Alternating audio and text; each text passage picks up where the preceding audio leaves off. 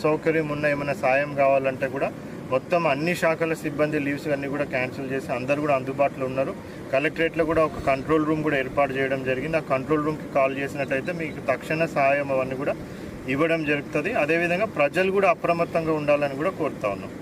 Thank you. Vehicles చూసుకున్నాను.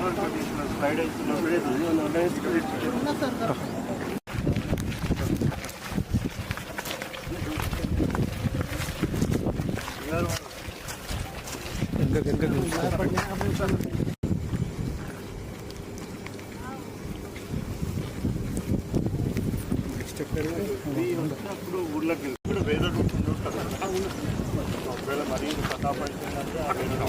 Bike